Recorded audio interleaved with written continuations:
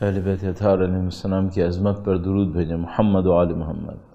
اللہم صلی علی محمد و آل محمد وعجل فرجهم.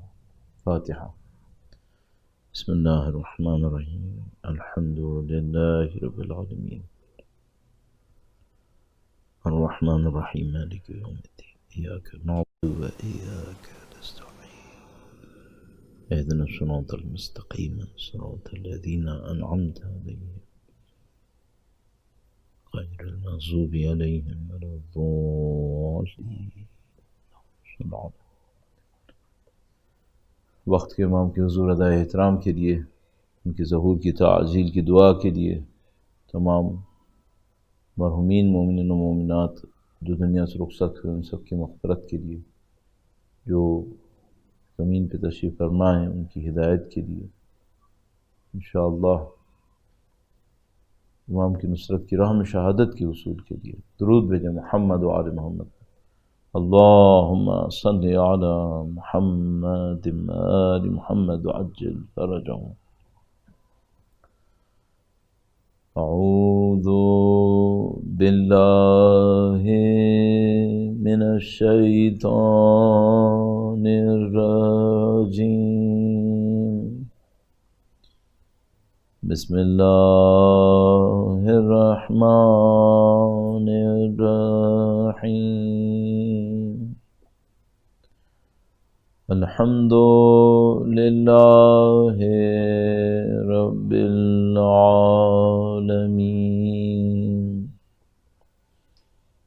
والصلاة والسلام علی سید الانبیاء والمرسلین حبیب الہ العالمین ابی القاسم محمد. اللہم صلی علی محمد وآل محمد وعلی آلہ الطیبین الطاہرین سیما بقیت اللہ فی الارضین. قال اللہ تعالی فی کتابہ الکریم. بسم اللہ الرحمن الرحیم. ام حسبت ان اصحاب الکہف والرقیم كانوا من آياتنا عجبا. درود بھیجے گا محمد و آل محمد پر. اللہم صلی علی محمد و آل محمد وعجل فرجهم. خدا متعال کا بے پناہ شکر، خدا متعال کا ان تمام نعمتوں کے اوپر شکر جو خدا متعال نے ہمیں نصیب فرمائی. کچھ کو ہم سمجھ پائے، کچھ کو ہم نہیں سمجھ پائے، بلکہ اکثر کو نہیں سمجھ پائے. کچھ کی قدر کر سکے، بہت سوں کی قدر نہیں کر سکے. خدا متعال کا انتہائی شکر ہے کہ اس نے ہمیں اپنے اسماء حسنہ کو کم از کم سننے کی سعادت نصیب کی، کہ ہمیں یہ پتہ چل گیا کہ ہمارا رب کریم ہے، اہل کرامت ہے. ہمیں پتہ چل گیا کہ خدا متعال رحمان ہے، رحیم ہے. ایک اعتبار سے یہ بڑی تعجب کی بات ہے کہ خدا متعال ایک ہی سورہ کو ایک ہی دن میں کتنی مرتبہ دہرانے کا حکم دے رہا ہے. بہت تعجب کی بات ہے کہ ہر مسلمان بسم اللہ الرحمن الرحیم کو سینکڑوں دفعہ شاید روزانہ بولتا ہو، کہتا ہو. دسیوں مرتبہ شاید سورہ حمد پڑھ لیتا ہو. چلو 10ویں مرتبہ نہیں تو واجب بھی پڑھے تو بہت تعداد بنتی، اور اس میں بار بار الرحمن الرحیم یہ جو اتنی تکرار خدا متعال نے کروائی ہے، کیوں کروائی؟ فذکر ان الذکر تنفع المؤمنین، قرآن کریم ارشاد فرماتا ہے اے نبی بار بار ذکر کریں، یہ بار بار ذکر کرنا مومنوں کو فائدہ پہنچاتا ہے۔ کہیں پر خدا متعال نے قانون کے طور پر فرمایا کہ وَإِنَّهَا لَكَبِيرَةٌ إِلَّا عَلَى الْخَاشِعِينَ، یہ نماز بہت سخت ہے سوائے ان لوگوں کے لیے جن کے دلوں میں خضوع و خشوع ہو۔ تو یہاں سے ایک پوائنٹ حاصل ہوتا ہے، وہ یہ کہ انسان خضوع اور خشوع کے ساتھ کچھ حقیقتوں کو اگر ذکر کرے، خود بخود اس کی ترقی ہوتی ہے، خود بخود معنوی طور پہ ڈیولپ ہونا شروع ہو جاتا ہے۔ اور اللہ کے اسماء الحسنی ان امور میں سے ہیں کہ اگر انسان خاضع دل کے ساتھ، خاشع دل کے ساتھ، خاضع اور خاشع دل کا مطلب یہ ہے خدا کے سامنے تکبر نہ کرے، خدا متعال کے سامنے نعوذ باللہ تعالی بڑائی کا احساس نہ کرے، اپنے آپ کو اللہ کا بندہ سمجھتے ہوئے بندگی کی اس حیثیت کو قبول کرتے ہوئے کہ حقیقت ہے بالکل صاف، اے خدا میں تیرا ذلیل بندہ ہوں، رب جلیل تیرا عبد ذلیل، تو جل شانہ ہے، اور میرے اندر ہر قسم کی اس کے مقابلے میں ذلت ہے۔ گرچہ خدا نے انسان کو بڑی عظمت دی، اشرف مخلوقات بنایا، تمام مخلوقات کے مقابلے میں عزت دی ہے خدا متعال نے، لیکن اللہ کی عظمت کے مقابلے میں ذلت کے سوا کچھ نہیں، حقارت کے سوا کچھ نہیں۔ یا لطیف ارحم عبدک الضعیف الذلیل الحقیر۔ اگر کوئی انسان خدا کے سامنے اپنی اس بات کو، اپنی اس حیثیت کو سمجھتے ہوئے ذکر کرے، خود بخود خدا متعال معنویت نصیب فرماتا ہے، اس کی ذات کے اندر بلندی نصیب میں آتی ہے۔ جیسے کہ میں نے شاید شروع کے بالکل ایام میں آپ کی خدمت میں عرض کیا تھا، ان شکرتم لازیدنکم، اگر تم شکر بجا لاؤ خدا تمہارے وجود میں اضافہ کر دے گا، اور وہ جو ترقی یافتہ وجود ہوگا اس کے اندر علم ہوگا، اس کے اندر ہدایت ہوگی، وہ خود بھی ہدایت حاصل کرے گا، دوسروں کے لیے ہادی بنے گا۔ یہ ترقی یافتہ وجود کی نشانی ہے۔ اور جو پست وجود ہوتا ہے وہ کون سا ہوتا ہے؟ نہ خود ہدایت پاتا ہے، گمراہی میں چلا جاتا ہے، دوسروں کے لیے بھی گمراہی کا سبب بنتا ہے۔ تو اگر مجھے اور آپ کو اس بات کو چیک کرنا ہے کہ مثلا میں نے اس زمین کے اوپر زندگی جو گزاری، مثلا 15 سال، 20 سال، 40 سال، 50 سال، اس میں بالآخر میرا نتیجہ کیا نکلا، اور اگر موضوع سے میں جوڑوں تو میں جو اہل ولایت ہوں، میں ولایت الہیہ کے کس درجے پر آیا، انی جاعل فی الارض خلیفہ، اس خلافت الہیہ کے کس درجے پر آیا۔ تو مجھے دیکھنا پڑے گا کہ میرا وجود خیر کا سبب ہے زیادہ، یا نعوذ باللہ تعالی شر کا سبب ہے زیادہ۔ زیادہ مجھ سے کیا صادر ہوتا ہے، خیر ہے یا شر ہے؟ زیادہ میں اس لیے کہہ رہا ہوں کہ ہم نہ خیر محض ہوں گے جو صرف خدا کی ذات ہے، معصومین علیہ السلام، نہ شر محض ہوں گے، بالآخر دین کچھ نہ کچھ تو ہم نے سیکھا ہے، کچھ نہ کچھ تو نام ہی کی حد میں ہمارے اندر ہے، تو ہم شر محض نہیں ہوں گے انشاءاللہ، خیر محض نہیں ہوں گے، تو ہماری طاقت میں نہیں ہے۔ تو اس بیچ میں مقابلہ اس میں ہوگا کہ کس کا خیر زیادہ ہے، کس کی بھلائی زیادہ ہے، اس کو دیکھنا ہوگا۔ وہ یہ پورا ایک نظام بنا ہوا ہے۔ میں موضوع سے مرتبط تھوڑا بہت تو کر چکا ہوں، لیکن چند جملے اور اس سلسلے میں عرض کروں گا۔ درود بھیجے گا محمد و آل محمد پر، اللہم صلی علی محمد آل محمد وعجل فرجہم۔ ایک اپروچ ہے ہم عام انسانوں کے ذہن میں، اور وہ اپروچ کیا ہے؟ وہ یہ ہے کہ میں صبح کو اٹھا، فرض کر لیجئے کہ میں دیندار ہوں، میں نے اٹھ کر کچھ عبادات انجام دیں، نماز پڑھی، مثلا قرآن کریم، دعا، اس کے بعد میں اپنی زندگی کو چل نکلا، اپنی زندگی کو نکل آیا۔ بعض اوقات ایسا بھی ہوتا ہے کہ جس بندے نے نماز پڑھی ہوتی ہے اس کو اگر آپ صبح کو دیکھیں، پھر چند گھنٹے بعد اس آدمی کو کام کاج پہ دیکھیں، بزنس میں دیکھیں، آپ کو لگے گا ہی نہیں کہ یہ وہی بندہ ہے۔ کس اعتبار سے؟ صرف حال حلیے کا فرق نہیں ہے، اصلا کردار کا فرق ہے۔ بھئی جب یہ صبح کو نماز پڑھ رہا تھا تو یہ اللہ کا بندہ تھا، ایاک نعبد و ایاک نستعین تھا، کاروبار میں بے ایمانی کیوں کر رہا ہے؟ کام کاج میں حرام سے کیوں کما رہا ہے؟ یہ تعارض کیوں آتا ہے؟ اس وجہ سے آتا ہے کہ ہماری ایک مینٹیلٹی ڈیولپ ہو گئی ہے، ہم دین کو ایک ہولسٹک اپروچ میں نہیں دیکھتے، ہم دین کو جس کو ہم لوگ کہتے ہیں بٹس اینڈ پیسز میں دیکھتے ہیں۔ ہماری زندگی میں کچھ حصہ دین کا ہے، کچھ حصہ دین سے ہٹ کر ہے۔ اور اگر ایک بات قبول فرمائیں تو یہ جو شرک ہے یہ ہمیشہ یہ نہیں ہے نعوذ باللہ تعالیٰ کہ میں کہوں دو خدا ہیں، نعوذ باللہ تعالیٰ، وہ تو قطعاً شرک ہے، لیکن یہ بھی ایک شرک ہے کہ میں نے کچھ زندگی خدا کے لیے رکھی ہوئی ہے، صبح سے لے کے اٹھنے تک چند عبادات تک خدا کے لیے، اس کے بعد میں ہوں، میری دنیا ہے۔ یہ بھی ایک شرک ہے، یہ عملی شرک ہے۔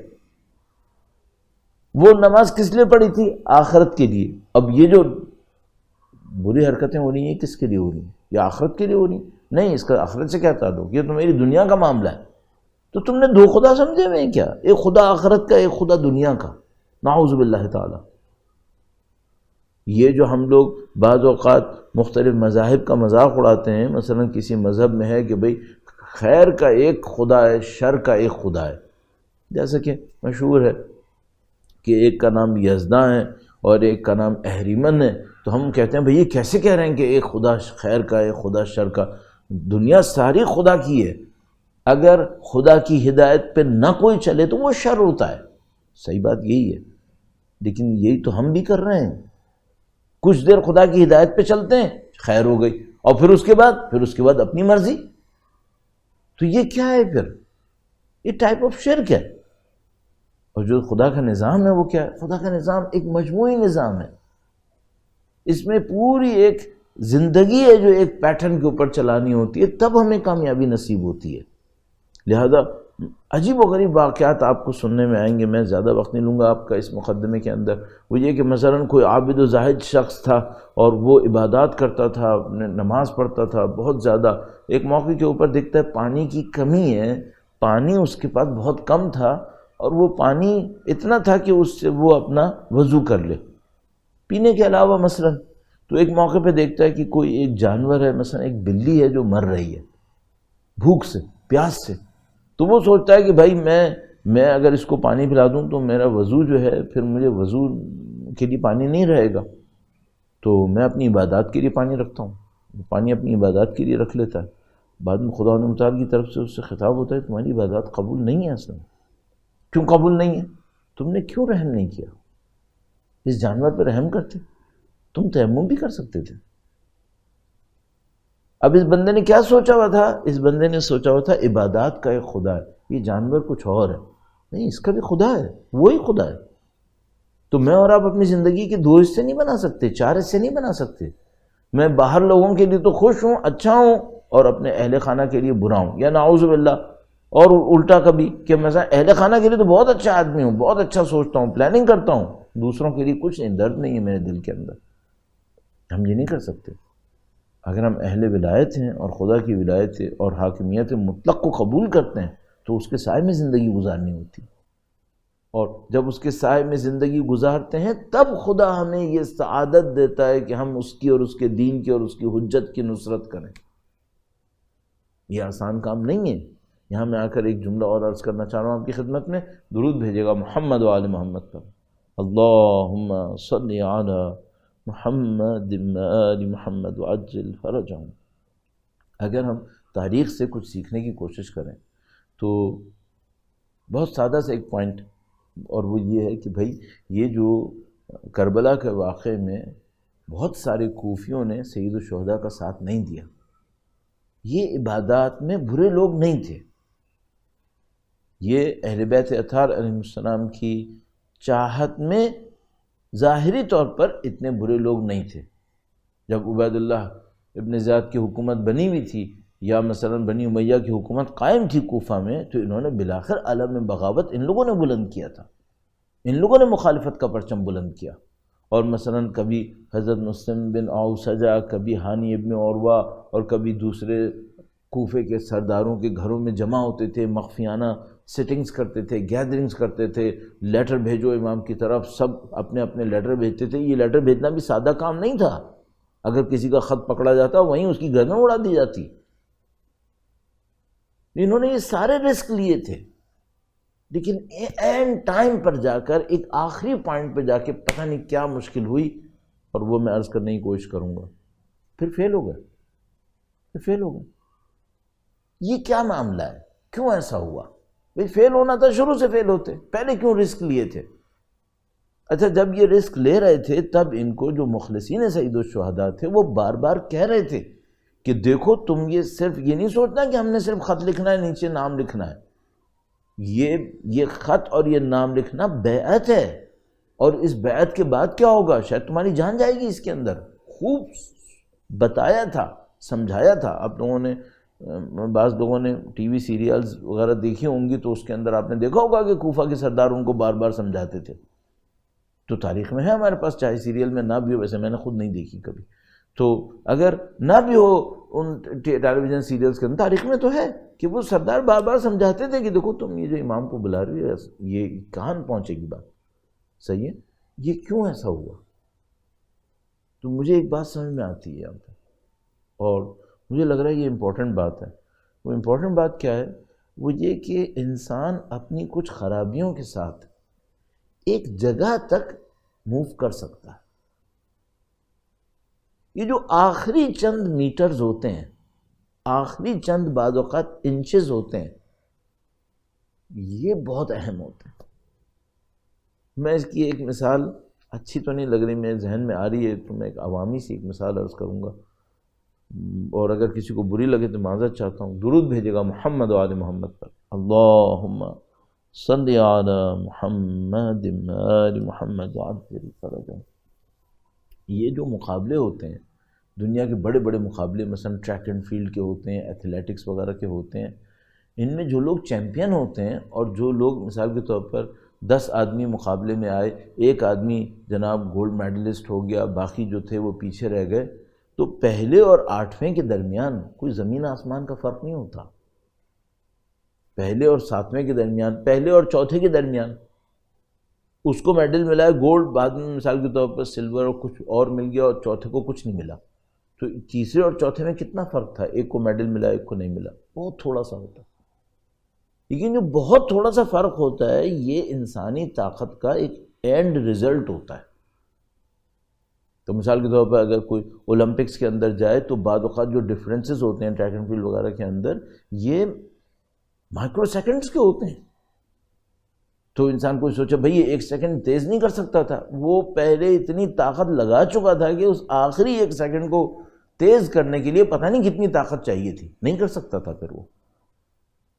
ہماری مثال کے اندر اب نمازی بن سکتے ہیں، زیارت پڑھنے دور سے ہو جائے گا، زیارت پڑھیں نزدیک سے یہ بھی ہو جائے گا، آپ امام کی نصرت کے دعوے کریں یہ بھی ہو جائے گا، دعا عہد پڑھیں یہ بھی ہو سکتا ہے۔ آخری میدان میں جا کر امام کی نصرت کر لیں اور شہید ہو جائیں، اس کے لیے زہیر بن قین چاہیے، اس کے لیے پھر حبیب ابن مظاہر چاہیے۔ وہ آخری لمحہ یہ بہت سخت ہے، یہ بہت سخت ہے۔ تو میری ان عرائض کے سے اس کا جو کنیکشن ہے وہ یہ ہے کہ ہم الحمدللہ رب العالمین اہل ولایت ہیں، لیکن نصرت کے آخری لمحات سخت ہوتے ہیں، وہ بہت سخت ہوتے ہیں۔ اب اسی بات کو کنٹینیو کرتے ہوئے میں چند مثالیں تاریخ سے آپ کی خدمت میں عرض کرنے کی کوشش کروں گا، اور اس کا ایک بڑا عنوان ہے، لیکن میں صرف اس کا ایک حصہ دوں گا۔ درود بھیجے گا محمد و آل محمد، اللہم صلی علی محمد آل محمد وعجل فرجہم۔ دیکھیے یہ جو ہم درود بھی پڑھ رہے ہیں، درود کے آخر میں ایک حصہ ہے وعجل فرجہم، خدایا ان کی نصرت میں اور ان کے ظہور میں تعجیل فرما۔ اس کا مطلب کیا ہے؟ اس کا مطلب ہے کہ ہم ایک واقعے کے منتظر ہیں، یہ جو آپ دعائے سلامتی پڑھ رہے ہیں، ظاہر ہے آپ منتظر ہیں، دعائے عہد پڑھ رہے ہیں، مختلف زیارات پڑھ رہے ہیں وقت کے امام کے لیے، زیارت آل یاسین مشہور ہے. یہ سب کیا ہے؟ یہ سب یہ ہے کہ آپ منتظر ہیں، ہم منتظر ہیں. کیا کائنات میں انتظار کرنے والی ہم پہلی قوم ہیں؟ یہ پہلی دفعہ ہوا. مثلا 1400 سال پہلے اللہ کے نبی نے ارشاد فرمایا میرے فرزند تشریف لائیں گے یملأ الارض قسطا وعدلا، اور اللہ کے نبی کے بعد سے آنے والی ان کے تمام اوصیاء، تمام ائمہ مسلسل بیانات دیتے رہے کہ فرزند تشریف لائیں گے، ان کا اسم گرامی یہ ہوگا، ان کا لقب یہ ہوگا، وہ یہاں پہ آئیں گے، اس طرح اعلان کریں گے. یہ معصومین علیہم السلام نے جو چند 100 سال ظاہری طور پر زمین پہ وقت گزارا، اس میں مسلسل ارشاد فرماتے رہے. یہ پہلی دفعہ ہوا تھا کائنات میں کہ کسی کے آنے کی خبر دی جا رہی تھی اور لوگوں سے کہا جا رہا تھا کہ تم ان کے لیے انتظار کرو. ہم سب کو معلوم ہے نہیں، پہلی دفعہ نہیں ہوا، اس سے پہلے بھی کئی دفعہ ہوا ہے، مختلف طریقوں سے ہوا ہے، مختلف انداز میں ہوا ہے، اور اس انداز میں بھی ہوا ہے. کس انداز میں؟ بھئی ایک دفعہ حضرت نوح علیہ السلام نے اللہ سے کہا کہ خدایا یہ جو میری قوم ہے اب یہ سوائے فاسق و فاجر کی کوئی پیدا نہیں کرے گی، انہیں ختم کر دیں. اللہ نے کہا کہ عذاب آئے گا. انتظار ہوا کہ کب آئے گا، اور وقت گزرتا رہا، وقت گزرتا رہا. ایک طرح کا انتظار. جس انداز میں ہم اور اب منتظر ہیں، اگر اس کی کوئی نزدیک ترین مثال ملے تو وہ انتظار ہے جو بنی اسرائیل نے حضرت موسیٰ علیہ السلام کا کیا. اور اس خاطر اللہ کے نبی کی وہ روایت ہمارے پاس موجود ہے کہ تم اور بنی اسرائیل ایک ہی مقدر پر ہو. اگر وہ ایک سوراخ میں گئے تو تم بھی اسی سوراخ میں جاؤ گے، یعنی کسی سختی میں وہ پڑے تم بھی اسی میں پڑو گے. اور شاید اسی وجہ سے سب سے زیادہ جس نبی خدا کے واقعات قرآن کریم میں مسلسل آئے ہیں وہ حضرت موسیٰ علیہ السلام کی ذات ہے، اور جس قوم کا سب سے زیادہ ذکر ہوا ہے وہ بنی اسرائیل ہے. تو یہ جو ہمارا تجربہ ہے، ہم امام کے منتظر ہیں، یہ پہلی دفعہ نہیں ہے، ہم سب جانتے ہیں. اچھا، ہم نے اس کے اوپر اللہ کی دی ہوئی توفیق سے کئی مرتبہ عرائض پیش کیے ہیں، اس لیے ڈرتے ہیں کہ لوگ اتنا زیادہ ہم سے سن چکے ہیں، جو سننے والے ہیں، کہ وہ گھبرائیں گے کہ بھئی مولانا بار بار تکرار کر رہے ہیں. لیکن کبھی مناسبت سے آ جاتا ہے تو 5-10 منٹ عرض کر دیتا ہوں کہ بھئی وہ جو انتظار ہوا اس کے بھی قوانین ہوتے ہیں، اور اللہ کے نبی کا بھی انتظار ہوا ہے، اللہ کے نبی کا بھی انتظار ہوا ہے. یہ تو مثلا قرآن کریم ارشاد فرما رہے ہیں نا کہ ہم نے تورات میں ان کا نام یہ لکھا ہے، انجیل میں ان کا نام لکھا ہے، اور یہ جو اہل کتاب ہیں یہ نبی کو ایسے ہی جانتے ہیں جیسے وہ اپنی اولاد کو پہچانتے ہیں. قرآن کریم بار بار ارشاد فرماتے ہیں یہ لوگ یہ کہتے ہیں، یہ کہتے ہیں آپ کے بارے میں، جبکہ یہ جانتے ہیں کہ آپ اللہ کے نبی ہیں، یہ جانتے ہیں آپ کو. کہاں سے جانتے تھے؟ پہلے کی کتابوں میں موجود تھا، اور ان سب کو بتایا گیا تھا کہ نبی آئیں گے. اور اب ذرا تصور کیجئے گا، بنی اسرائیل قوم یہود یہ پوری قوموں سے کہتی تھی ہمارا نبی آنے والا ہے، پھر تم لوگوں کا دور ختم ہو جائے گا، پھر ہمارا دور ہوگا. کفار مکہ سے یہ لوگ کہتے تھے کہ تم لوگ کفار مکہ، تم لوگ شکست کھانے والے ہو، ہمارا نبی آنے والا ہے. اور مثلا یہ باتیں مشہور ہیں کہ یہ کہ یہودی مدینے میں آ کر رہ رہے تھے جبکہ اصل میں وہ شام کی طرف کے رہنے والے تھے. خیبر کا قلعہ کیوں بنا تھا یہاں پر، اور شام میں ان کا اصلی گڑھ تھا، تو یہاں کیوں آئے تھے؟ تو بیان کرنے والے بیان کرتے ہیں، اس کے اوپر تحقیقات کی ہیں کہ نام تو لے رہے تھے کہ ہم نبی کا ساتھ دینے آئے، در حقیقت دشمنی کے لیے آئے تھے. اور اس کے اوپر بڑی گفتگو کی ضرورت ہے بہرحال. تو چلو اگر وہ ساتھ دینے بھی آئے تھے، قصدن ساتھ دینے آئے تھے، آخر میں لا کے انہوں نے کیا کیا؟ ساتھ دیا تھا.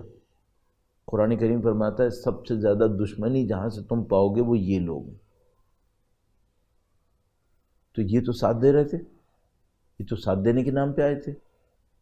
انتظار کے قوانین میں سے ایک یہ بھی ہے. وہ کیا؟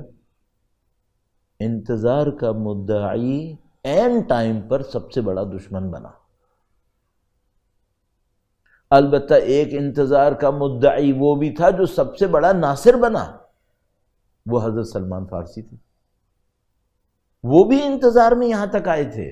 ان کو بھی ان کے استاد نے کہا تھا کہ دیکھو نبی آنے والا ہے یثرب میں، تم جاؤ نصرت کے لیے. وہ آ گئے اور نصرت کر دی، اور اس حد تک نصرت کی کہ منا اہل البیت بن گئے.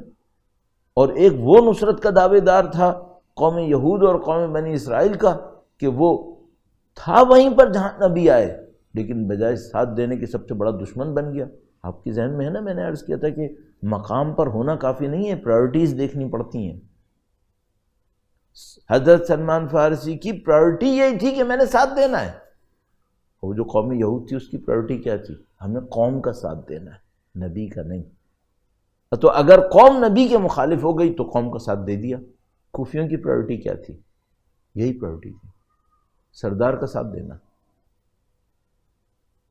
اب یہاں سے ہم لوگوں کو قانون کیا ملا؟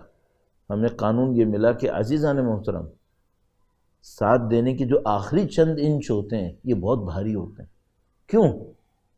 اس میں بہت سارے ٹیبوز توڑنے پڑتے ہیں، اس میں بڑے رشتے ناتے ہیں وہ توڑنے پڑتے ہیں.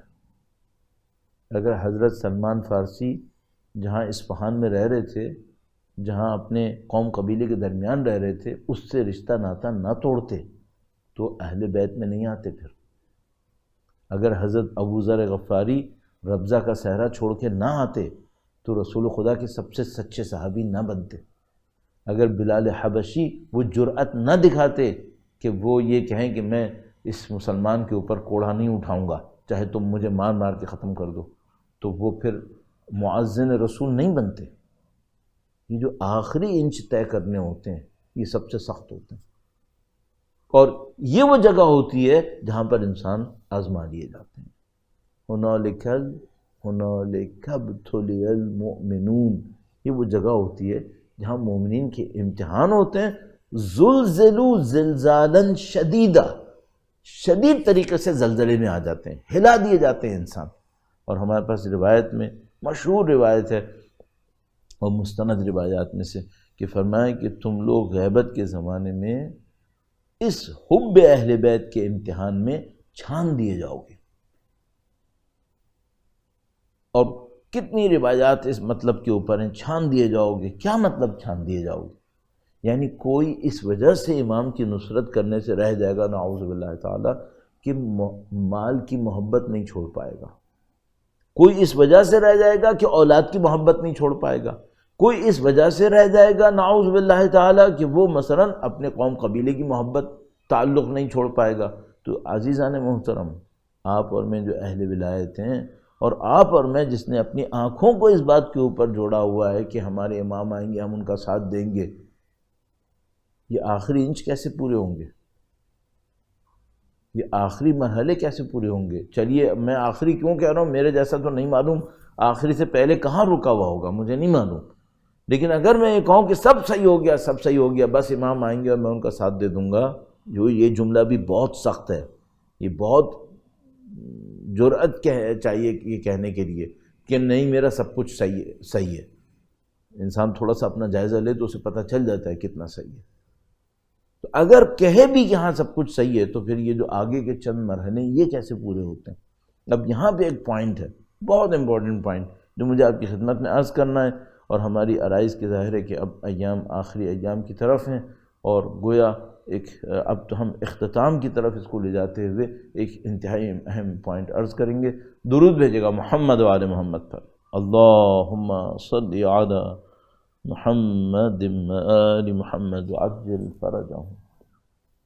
عزیزان محترم، آپ اگر روایات کو پڑھیں، مطالعہ کریں روایات کا، تو روایات میں آپ اصحاب رسول کا، اصحاب ائمہ کا ایک انداز دیکھیں گے. حتیٰ امیر المومنین نبی خدا کے سامنے مثلا کبھی اللہ کے نبی مولا امیر المومنین سے پوچھتے تھے اے علی تمہیں یہ بات بتاؤں؟ فرماتے یا رسول اللہ جی آپ مجھے فرمائیں. چلو یہ بات تو ہو گئی کہ خود انہوں نے پوچھا تھا کہ میں بتاؤں. کبھی اللہ کے رسول یہ کہتے تھے اپنے اصحاب سے، مثلا تمہیں یہ پتہ ہے؟ کبھی کوئی نہیں کہتا تھا ہاں اللہ کے رسول ہمیں پتہ ہے، سب کیا کہتے تھے؟ اے اللہ کے رسول آپ بتائیے، آپ بتائیے۔ اسے ہم کیا کہیں؟ اسے ہم یہ کہیں کہ وہ ادب جانتے تھے اہل بیت کے سامنے بیٹھنے کا، ادب جانتے تھے۔ تو وہ جانتے تھے کہ جو کچھ ہمارے مقدر میں ہے، ہمارے نصیب میں ہے، انہی کے در سے ہے، اس کے سوا کچھ نہیں ہے۔ تو یہاں سے ایک پوائنٹ ہے، اپنے اعمال پہ اعتماد کروں یا ان کی نظر لطف کے اوپر؟ کچھ نہیں ہے پھر، اگر ان کی نظر لطف نہ ہو۔ اگر اپنے اعمال پہ اعتماد کروں، نعوذ باللہ تعالی، یا تو دیوانہ ہوں گا جو میں سمجھ رہا ہوں گا میرے اعمال مجھے کہیں پہنچانے والے، یا میں غافل ہوں، نادان ہوں کہ مجھے نہیں پتا کہ معاملہ کیا معاملہ ہے، تو میں اپنے اعمال پہ اعتماد کروں گا۔ اور اگر میں یہ دونوں نہیں ہوں تو قطعاً اس پہ اعتماد نہیں کروں گا۔ کس پہ اعتماد کروں گا؟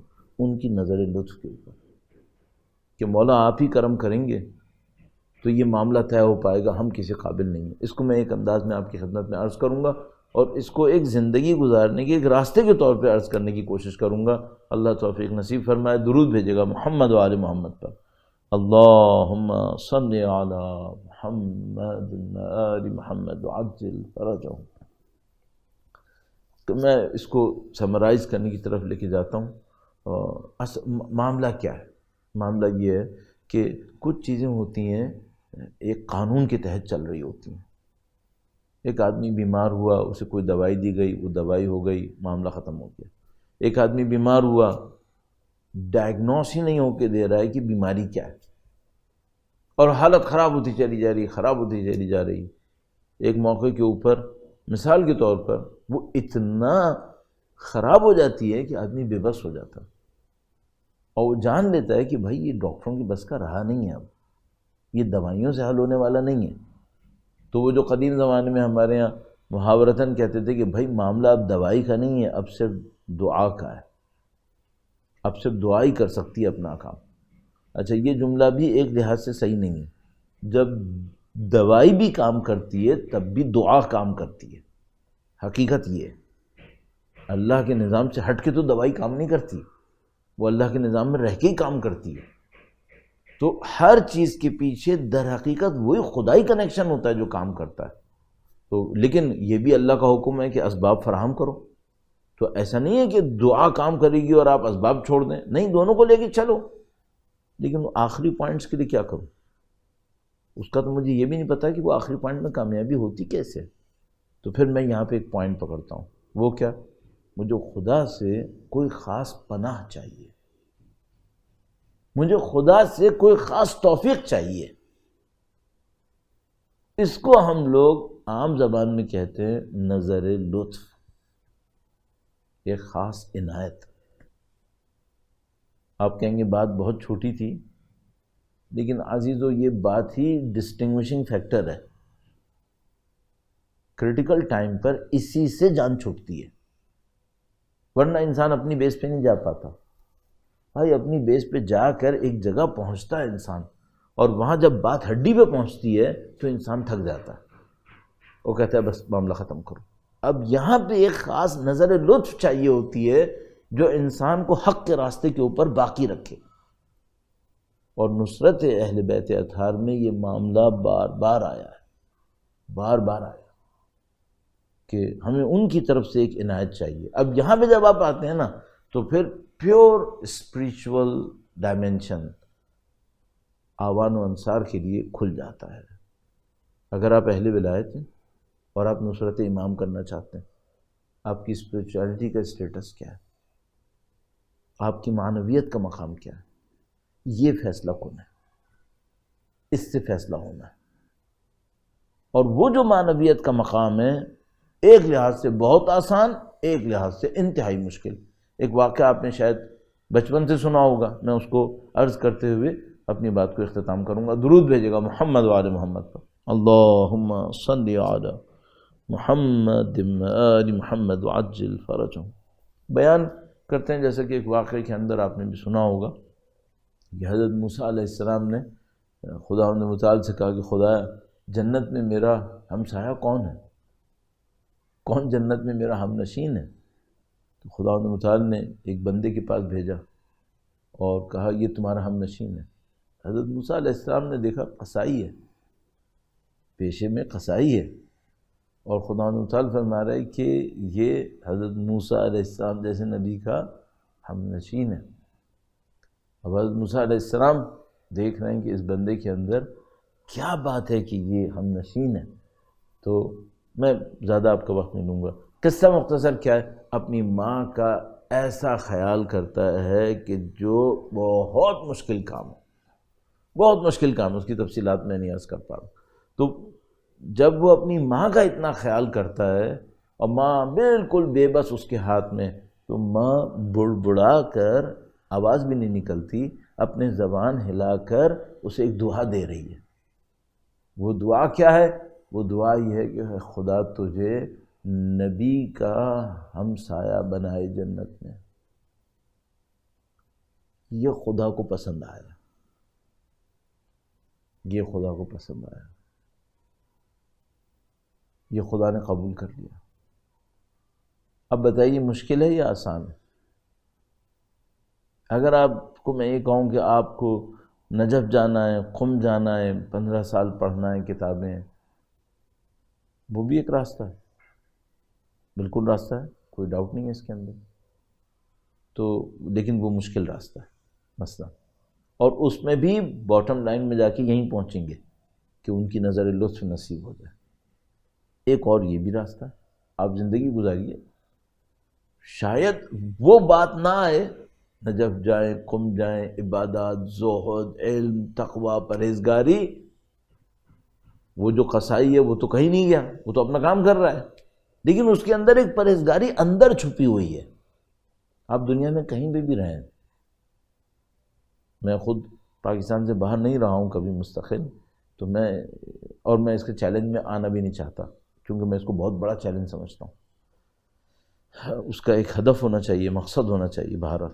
تو اگر آپ کہیں رہ رہے ہیں، کہیں پہ بھی رہیں، آپ اپنے آپ سے یہ پوچھیں میرے اندر وہ ذاتی تقویٰ آ گیا ہے، وہ ذاتی پرہیزگاری آ گئی ہے، وہ پوائنٹ مجھے مل گیا جس کے تحت خداوند متعال مجھے اپنے امام کی نصرت کی سعادت دینے والا.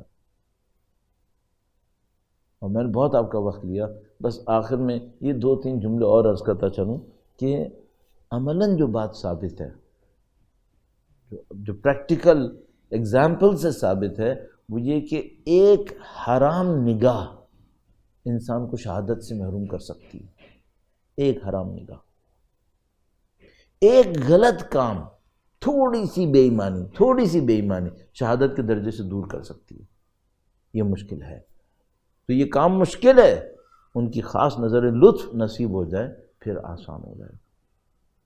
اس پہ ہمیں بہت محنت کرنی پڑے گی کہ جس دعوے کے ساتھ ہم آگے بڑھ رہے ہیں، اس دعوے میں اگر آخر تک پہنچنا ہے اور بیچ میں نہیں نعوذ باللہ تعالیٰ پھنسنا، تو پھر اس کے لیے محنت بہت زیادہ ہے. کافی حد تک میں آپ کی خدمت میں کوشش کر رہا تھا کہ عرض کروں، اور انشاءاللہ کل تھوڑا سا اس کو اور بڑھانے کی کوشش کریں گے. اور ماہ محرم کے عزاداری کے ایام میں خاص مقام پر ہے. نہیں معلوم کتنی نسلوں نے پاکیزگی کے ساتھ قربانیاں دی ہوں گی کہ میں اور آپ عزاداری کر سکیں، نہیں معلوم. ہم اور آپ زیادہ تر ظاہر ہے کہ بر صغیر پاک و ہند سے تعلق رکھنے والے لوگ ہیں، اور بر صغیر پاک و ہند میں بھی قربانیاں بہت دی گئی ہیں. اورنگزیب جیسے بادشاہ کے زمانے میں، جہانگیر جیسوں کے زمانے میں بڑی قربانیاں دی گئی، اور ان قربانیوں میں ہزاروں کہوں تو یقیناً کم کہا ہے، لاکھوں لوگ شہید ہوئے، لاکھوں لوگ شہید ہوئے. اور ان کی شہادتوں کے بعد آج میں اور آپ سید الشہداء کے ذکر میں مشغول ہیں. تو حقیقت یہ ہے کہ بہت قربانیاں ہوئی ہیں، اور ظاہر ہے کہ وہ ساری قربانیوں کے محور سے شروع ہو رہی تھیں، قربانیوں کے مرکز سے شروع ہو رہی تھی۔ کربلا جسموں کی قربانی ہوتی تو کربلا نہیں بنتی، کربلا روحوں کی قربانی تھی، کربلا جذبات کی قربانی تھی، تعلقات کی قربانی تھی، رشتوں کی قربانی تھی۔ سید الشہداء اسی لیے اجساد پہ توجہ نہیں دے رہے تھے، کسی نامور نامی گرامی شخص کو اس وجہ سے نہیں بلایا کہ وہ نامی گرامی ہے۔ سید الشہداء جن کو بلا رہے تھے وہ حبیب ابن مظاہر تھے جیسے، اور یعنی جو آخری وقت تک ساتھ رہے وہ ایسے لوگ تھے، اور مسلسل جد و جہد کس بات پہ تھی؟ پاکیزگی کے اوپر، خلوص کے اوپر، اور اس پاکیزگی اور خلوص کے ساتھ جو سید الشہداء قربانی دینے کے لیے لے کر آئے، تو اگر مباہلہ کا میدان دیکھتے ہی سمجھ میں آ گیا تھا کہ اللہ کے نبی قربانی دینے آئے، اور بڑی قربانی دینے آئے، بڑے یقین کے ساتھ آئے۔ اگر مباہلہ کا میدان دیکھتے ہی یہ سمجھا دے کہ رسول بڑی تیاری کے ساتھ آئیں اور بڑی قربانی دے دیں گے، بڑے حق کے اوپر ہیں، یقین کے اوپر ہیں، تو کربلا کا میدان کیا سمجھا رہا ہے؟ جس طرح اللہ کے نبی اپنی پوری زندگی لے کر آ گئے نا، امیر المومنین کو، اپنی صاحبزادی کو اور ان کی نسل طیبہ و طاہرہ کو، سید الشہداء سب کچھ لے کر آ گئے، سید الشہداء سب کچھ لے کر آ گئے۔ اور یہ جو فرق ہے تمام انبیاء کی قربانیوں میں اور سید الشہداء کی قربانیوں میں، یہ بھی بڑا عجیب فرق ہے۔ میں اپنے اندر وہ جرأت نہیں پاتا کہ میں اس کو عرض کر سکوں، لیکن فرق یہ ہے کہ کہیں اسماعیل قربان نہیں ہوئے اور کہیں اسماعیل قربان ہو گئے، کہیں اسماعیل قربان ہو گئے اور پھر بھی جیت ابراہیم زمان کی ہو گئی، یہ فرق۔ سید الشہداء کے ہمراہ جو عظیم الشان ہستیاں ہیں، ان عظیم الشان ہستیوں میں کچھ ایسے ہیں جن سے سب کو امید ہے، جن سے سب کو ڈھارس ہے، ان کو دیکھ دیکھ کے سب کو امید تھی۔ سید الشہداء بھی انہی کے ذریعے سے ایک طاقت حاصل کر رہے تھے، یہ بڑی عجیب بات ہے۔ سب سید الشہداء کے رخ انور کو دیکھتے تھے۔ کسی نے بیان کیا کہ جب عاشور میں شدت سختیاں ہوتی تھیں تو ہم حسین کے اصحاب کو دیکھتے تھے، وہ سید الشہداء کے چہرے کو دیکھ کر اطمینان لے لیتے تھے، وہ اطمینان پاتے تھے۔ سید الشہداء بھی کسی کو دیکھ رہے تھے، سید الشہداء بھی کسی کو دیکھ رہے۔ عاشور کے واقعات میں ایک بڑا عجیب معاملہ ہے اور مستندات میں ہے، بہت ہی عجیب بات ہے، یہ کہ جب وہ آخری لمحہ آیا اور دشمن کی فوج نے حملہ کرنے کا ارادہ کیا اور سید الشہداء نے اپنے بھائی مولا ابو الفضل سے کہا کہ میرے بھائی آپ جائیے ان سے وقت لے کر آئیے، تو عزیزو ایک بڑا عجیب جملہ تاریخ میں موجود ہے، کہا بے ابی انت یا اخی، اے میرے بھائی میری جان تجھ پہ قربان۔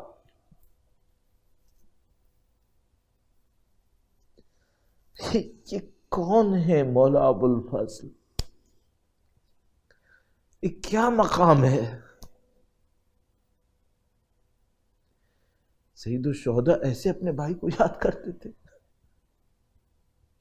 ابھی تو بھائی شہید بھی نہیں ہوئے۔ مولا ابو الفضل اپنے بھائی کے نزدیک اتنا مقام رکھتے تھے، سید الشہداء کے سامنے کہ سید الشہداء نے اس طرح کا ایک جملہ ارشاد فرمایا۔ اب آپ تصور کیجئے کہ جو سید الشہداء اپنے بھائی کو اس انداز میں دیکھتے تھے، بار بار مولا ابو الفضل سید الشہداء کے سامنے آ کر کھڑے ہوتے تھے، التجا اور درخواست کے انداز میں کہ مولا اب جانے کی اجازت دے۔ اب مولا ابو الفضل العباس علیہ السلام کا ادب بڑا عجیب ادب تھا، اپنے بھائی کا جس طرح احترام کرتے تھے ہم لوگ قابل بیان نہیں ہے، قابل بیان نہیں۔ گویا بی بی ام البنین نے ایسا سکھایا تھا، ان خادمہ سیدہ طاہرہ نے ایسا اپنی اولاد کو امام حسین کا خدمت گزار بنایا تھا کہ ابو الفضل تو کبھی آ کر امام حسین سے بھی یہ نہیں کہہ رہے تھے کہ بھیا اب میں جاؤں گا، کوئی بار بار صرف التجا کرتے تھے کہ میرے مولا مجھے جانے کی اجازت دے دیں، کہتے کچھ نہیں تھے۔ مولا ابو الفضل بار بار کیوں جانا چاہ رہے تھے؟ گویا ایک موقع آیا جب سید الشہداء کے سامنے آ کر کھڑے ہوئے اور مولا سید الشہداء سے کہا کہ اے میرے مولا، اے میرے آقا، بچوں کی پیاس اب برداشت نہیں ہوتی۔ کربلا میں پانی پہ بندش بہت پہلے سے لگ گئی تھی، بہت پہلے سے پانی پہ بندش تھی، لیکن اس بندش کے باوجود مختلف موقعوں پر جری اور جانثار مولا علی اکبر کی سرپرستی میں، کبھی مولا ابو الفضل العباس کی سرپرستی میں نہر کے اوپر حملہ کرتے تھے اور موقع ہوتا تھا وہاں سے دشمنوں کو ہٹا کر پانی لے کر آ جایا کرتے تھے۔ تو یہ جو ساقی کا عنوان ہے، یہ ساقی کا عنوان عاشور کے دن سے پہلے جاری ہوا ہو گیا تھا کہ ابو الفضل ساقی ہیں، ابو الفضل جب جاتے ہیں تو پانی ضرور آتا ہے۔ اور اب بچوں کی العطش کی آواز، عزیزو یہ آواز بڑی عجیب آواز ہے، اللہ اکبر۔ اگر ہمیں دشمنوں کے بارے میں بھی کوئی خبر ملتی ہے نا کہ دشمنوں نے بھی جس کے اوپر بعد میں بڑا ماتم کیا کہ یہ ہم نے کیا کیا، تو یہ بچوں کی العطش کی آواز تھی، کیسے بچے بلکتے تھے۔ اور بس انسان ایک لمحے کے لیے سوچے کہ فاطمہ زہرا کی نسل کے بچے بلک رہے تھے کہ کچھ فاصلے کے اوپر پانی بہ رہا تھا۔ مولا ابو الفضل تشریف لائے، گویا سید الشہداء سے فرمایا کہ اب بچوں کی پیاس دیکھی نہیں جاتی۔ مولا ابو الفضل کو اجازت ملی، مشکیزہ لے کر چلے۔ عزیزوں میرے اندر توانائی نہیں ہے میں مصائب کو پوری تفصیل سے عرض کروں، لیکن ان مصائب کو انسان خود ہی ذہن میں سوچتا رہے تو شاید بہت ساری چیزیں نصیب ہونا شروع ہو جاتی ہیں۔ بس ایک موقع آیا جب مولا ابو الفضل کے جانے کی خبر گویا خیموں میں پہنچی اور بیویوں نے مولا ابو الفضل کو آخری دفعہ دیکھنا شروع کیا۔ نہیں معلوم آپ کی میری زندگی میں کبھی یہ منظر آیا ہوگا کہ آپ کسی کو دفن کر رہے ہوں گے اور آپ کو پتا ہوگا کہ اب آخری دفعہ۔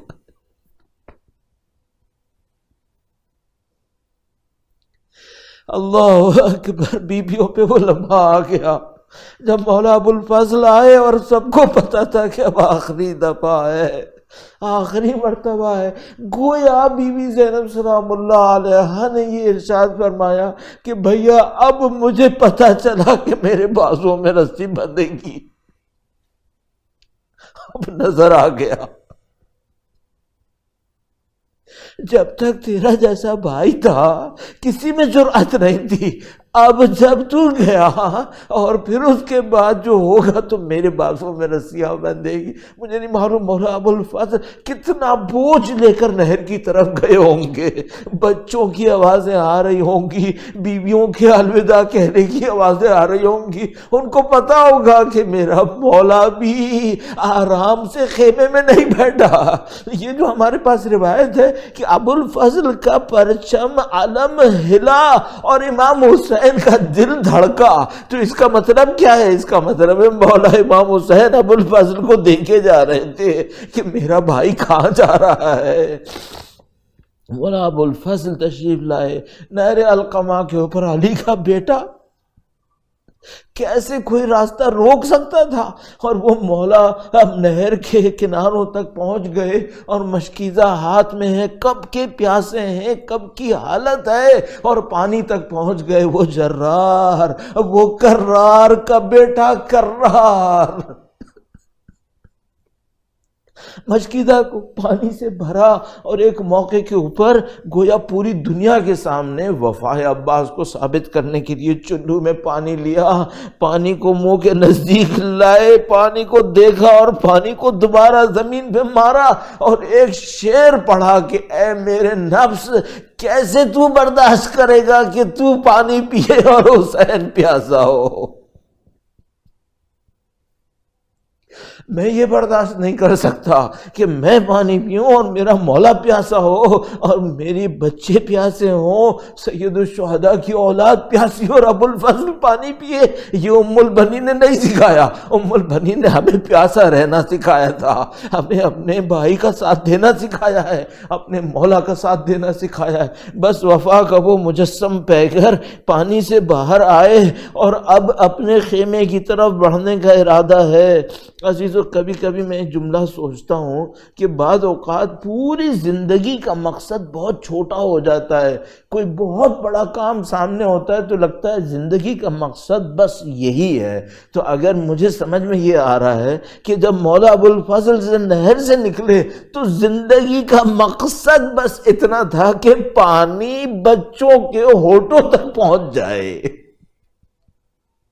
ابو الفضل اپنی جان کو بالکل نہیں دیکھ رہے تھے، صرف پانی ہونٹوں تک پہنچے۔ اور میں اس کو عرض کروں گا آپ کی خدمت میں کہ یہ کیسے پتہ چلا ہے کہ جب مولا ابو الفضل بڑے ہیں، اب مختلف موقعوں سے دشمن آنا شروع ہو گئے اور سب نے یہ طے کر لیا کہ نہیں، ابو الفضل کو پانی نہیں لے جانے دیں گے۔ لعینوں نے دشمنی کے طریقوں میں جو پسترین طریقے تھے وہ اختیار کرنا شروع کر دیے۔ شمشیر لے کے تو آ نہیں سکتے تھے علی کے بیٹے کے سامنے، تو پتھروں کی بارش کر دی، کوئی ادھر چھپ کے مار رہا تھا، کوئی ادھر چھپ کے مار رہا تھا، اور ابھی وار کرتے کرتے کسی ایک لعین نے وار کیا اور مولا ابو الفضل نے شعر پڑھا، واللہ ان قطعتم یمینی انی اوحامی ابدن عن دینی، خدا کی قسم تم میرا سیدھا ہاتھ کاٹ بھی دو تب بھی میں اپنے امام کا دفاع کروں گا۔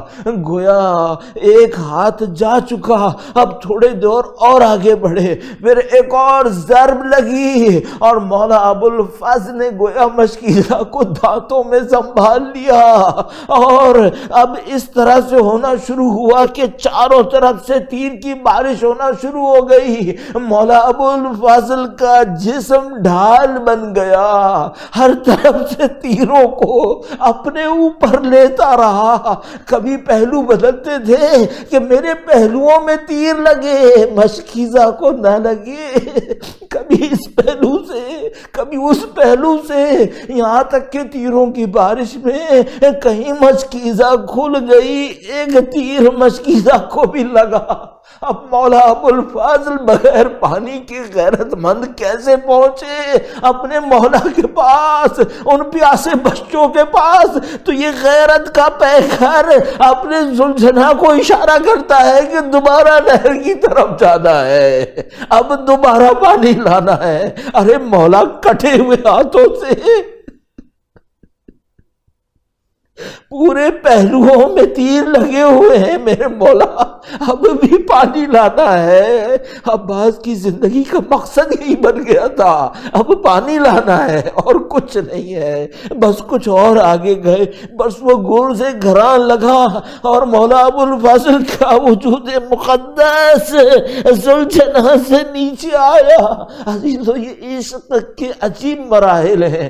مسلم بن عقیل کوفہ میں جب پانی کے بغیر رہے اور پانی نہیں مل رہا تھا، بار بار اس میں خون گرے جا رہا تھا، تو ایک موقع پر کہا کہ میں سمجھ گیا کہ میرا حسین پیاسا شہید ہوگا، یہ خدا نہیں چاہتا میں پانی پیوں، میرا مولا پیاسا شہید ہوگا۔ اب میں عزیزو ایک جملہ عرض کروں، شاید مولا ابوالفضل کو پتا ہے کہ میرا بھائی جب زین سے زمین پر آئے گا تو کس حال میں آئے گا۔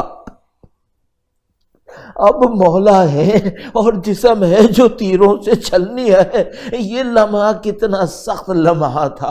ایک موقع پر بی بی سیدہ سلام اللہ علیہا ایک ذاکر کو یہ پیغام پہنچاتی ہیں کہ اے ذاکر، میرے بیٹے کے مصائب کو پورا پڑھا کر۔ وہ تمام روایتیں دوبارہ دیکھتا ہے کہ میں نے کوئی روایت نہیں چھوڑی ہے، ہر قسم کے مصائب جو بیان ہوئے میں نے تو پڑھ دیے ہیں۔ پھر التجا کرتا ہے بی بی سے کہ بی بی نہیں معلوم کہاں غفلت ہوئی ہے، آپ میری ہدایت فرمائیں۔ بی بی تشریف لاتی ہیں اور کہتی ہیں کہ اے ذاکر، یہ بتا میرے چاہنے والوں کو کہ جب کوئی زمین پر گرتا ہے تو ہاتھوں کا سہارا لیتا ہے، میرا ابوالفضل نہ ہاتھ تھے اور سینوں پہ تیر لگے ہوئے تھے، میرا بیٹا زمین پہ کیسے آیا؟ ارے یہ تو ہمیں بتایا بی بی نے نا، تو ہمیں اب سوچنے کو ملا کہ ابوالفضل زمین پہ آئے ہوں گے تو سارے تیر وجود کے اندر لگے ہوں گے۔ میں ایک جملہ عرض کروں جسارتاً عزیزو، یہ تیر ابوالفضل کے سینے میں نہیں، حسین کے سینے میں لگ رہے تھے۔ امام دیکھ رہے تھے میرا بھائی زمین پر آ رہا ہے۔ سید الشہداء نے گویا کمر کو تھاما، الان انکسر ساری، ارے میری کمر ٹوٹ گئی، میرا بھیا دنیا سے گیا۔ سید الشہداء ابوالفضل کے سرہانے پہنچے، کتنا عجیب منظر ہوگا، فاطمہ کا بیٹا ام المنی کے بیٹے کے سرہانے آیا ہے۔ بس کہا بھیا ایک دفعہ تو بتا، تیری بھی تو کوئی خواہش ہوگی، کبھی زندگی میں نہیں کہا۔ کہا میرے مولا کوئی خواہش نہیں ہے، بس ایک التجا ہے، ایک التجا ہے۔ ارے میرے بھائی کہے میں پوری کروں گا۔ کہا میرے مولا التجا ہے، میرا جنازہ خیمے میں نہ لے کے جانا، بچیاں پیاسی ہیں۔ اب سب کچھ ہو گیا، امام حسین واپس آ گئے، بچوں نے دیکھا کہ علم تو آیا لیکن اب مولا نہیں آئے، گویا بچوں نے تو شاید پیالے توڑ دیے ہوں گے کہ ارے ہمارے چچا کہاں گئے، وہ کیوں نہ آئے، اور اب ہم پیانے پانی نہیں مانگیں گے، ہمارے چچا کو بلاؤ۔ لعنت اللہ علی القوم الظالمین وسيعلم الذين ظلموا أي منقلب ينقلبون۔ اللہ کا سلام، عظمت ہے بی بی ام البنین کے لیے، بی بی ام البنین کے فرزند کے لیے، بی بی ام البنین کی قربانیوں کے لیے۔ پروردگار مولا ابوالفضل کی شفاعت نصیب فرما، اے پاک پروردگار مولا ابوالفضل کی قربانیوں کے صدقے میں وارث حسین کے ظہور میں تعجیل فرما، ان کی نصرت کی سعادت اس راہ میں شہادت نصیب فرما۔ ربنا تقبل منا انك انت السميع العليم وتب علينا انك انت التواب الرحيم بجاه نبيك وعترته الطاهرين۔